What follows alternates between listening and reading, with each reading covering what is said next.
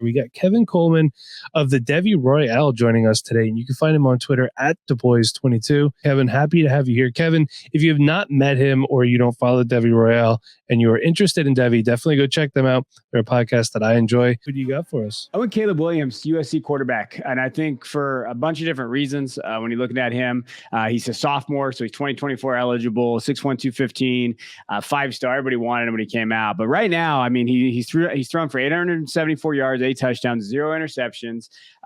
Fresno State, he just played him. He had 284 yards, 2 touchdowns. Obviously, rushing wise, he didn't have that brute of a game the last 2 games. He's a dual threat. He hasn't had to run that much this year. But I think the reason why I put him on here is I think he's QB1 of the 24 class. There's some draft guys talking about him as being QB1 in college football. And so I think that we've seen this evolution of Caleb, obviously coming from Oklahoma over to USC.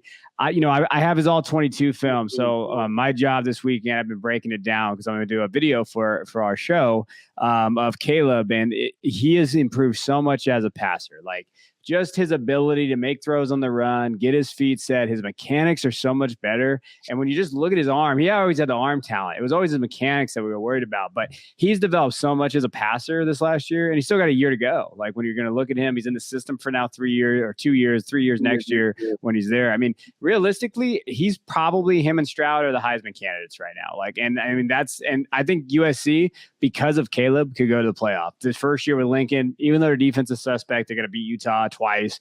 But Caleb has really improved. He's really shocks me just how much he has improved. I had heard rumblings that Stetson Bennett should win the Heisman this year.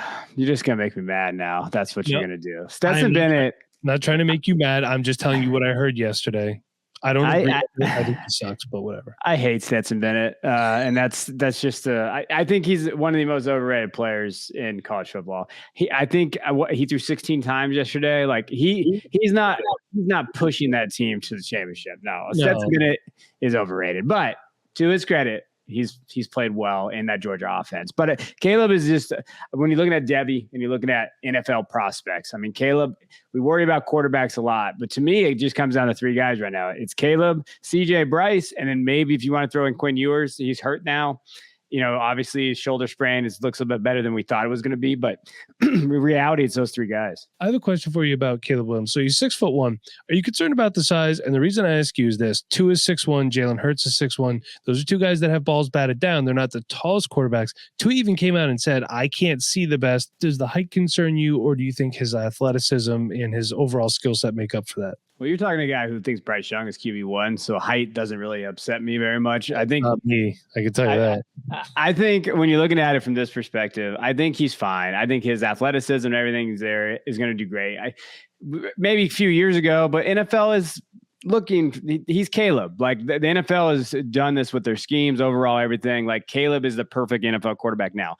In the system he goes to, he'll be fine. Like, I think, you know, and then I want everybody to know out there, like, during the offseason, I was a big, like, hey, I think he might be getting overdrafted here. We need to calm down a little bit, just based on kind of where he was going, like middle of first round. Some people were drafting as QB1, and I was just like, hey, listen, let's calm down, Debbie quarterbacks. And this based on 3 games, and I know it's a small sample size, but we saw last year what he could do in that offense.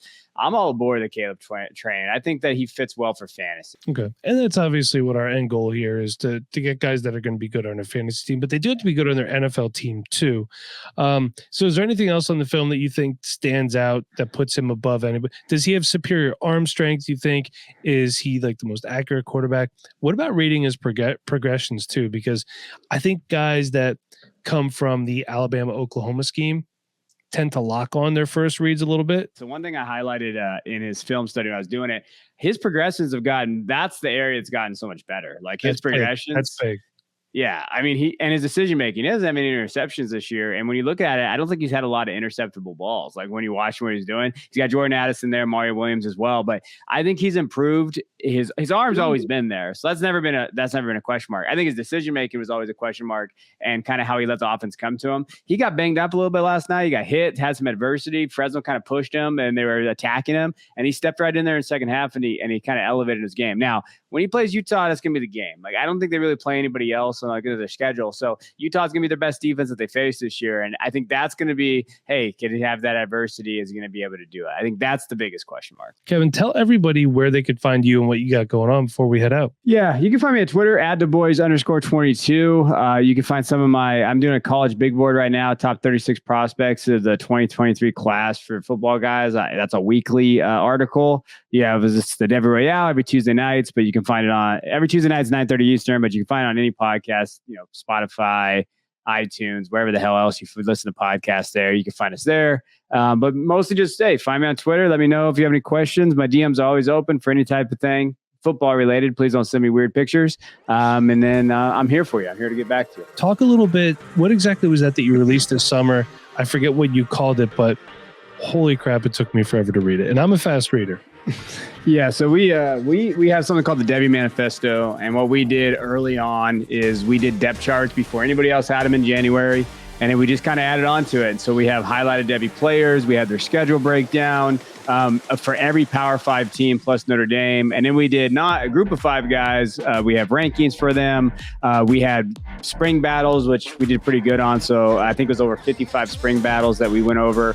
And then we could just keep adding content to it. One of the big things that I did is I did a big board, Debbie Dynasty Value Board, so you could trade in Debbie leagues, because I think that can be very difficult for people sometimes. And so that's something I'll be adding to as I go. But yeah, I think it's like over 350 pages of content on top of, Patreon only content, videos, scouting breakdown, little all 22 out there. Don't tell anybody. So stuff like that on the Patreon side. Well, that is it for this video. I do hope you all enjoyed. Please leave a like if you did. Comment down below your thoughts on the video itself. If you want to support this team and go deeper with us and get access to bonus content, written content, rankings, and our Discord community group chat, be sure to check out patreon.com/Dynasty Rewind. It's a great way to support the brand and let us know that you want us to keep cranking out awesome content. And you get access to all of us 24/7. Lastly, if you enjoyed this video today, I'm sure you'll love this one too. Be sure to go check it out. But hey, that is it for me today. I'll see y'all in the next one. But until then, y'all have a good one.